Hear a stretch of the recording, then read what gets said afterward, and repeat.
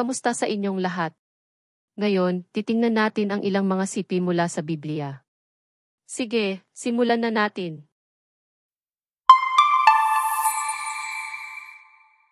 Unang liham kay Juan Kapitulo 2 versikulo 2. Siya ang nagbabayad sa lang sakripisyo para sa ating mga kasalanan, at hindi lamang para sa atin, kundi para din sa mga kasalanan ng buong mundo. Roma Kapitulo 3 versikulo 25. Iniharap ng Diyos si Kristo bilang isang hain ng pagbabayad sala sa pamamagitan ng pagbubuhos ng kanyang dugo upang tanggapin sa pamamagitan ng pananampalataya. Levitico Kapitulo 17 versikulo 11. Sapagkat ang buhay ng isang nilalang ay nasa dugo, at ibinigay ko ito sa inyo upang itubos ang inyong sarili sa ibabaw ng dambana. Ang dugo ang siyang tumutubos sa buhay ng isang tao.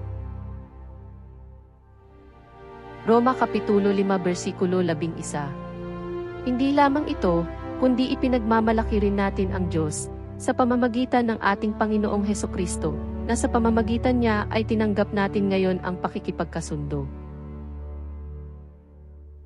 Hebreo Kapitulo 2 versikulo 17. Dahil dito kailangan niyang maging katulad nila, ganap na tao sa lahat ng paraan, upang siya ay maging isang maawain at tapat na mataas na saserdote sa paglilingkod sa Diyos, at upang siya ay makapagbayad sala para sa mga kasalanan ng mga tao.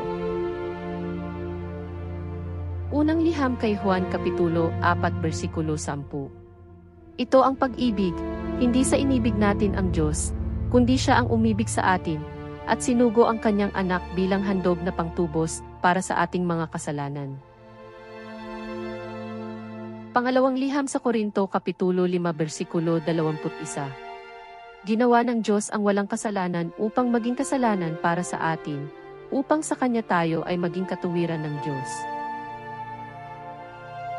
Isayas Kapitulo 53 versikulo 5. Ngunit siya'y sinaksak dahil sa ating mga pagsalangsang, siya'y nabugbog dahil sa ating mga kasamaan. Ang kaparusahan na nagdulot sa atin ng kapayapaan ay nasa Kanya, at sa pamamagitan ng Kanyang mga sugat ay nagsigaling tayo.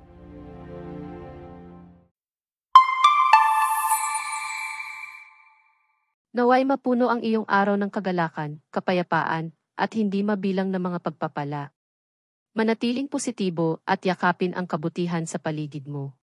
Salamat sa panunood.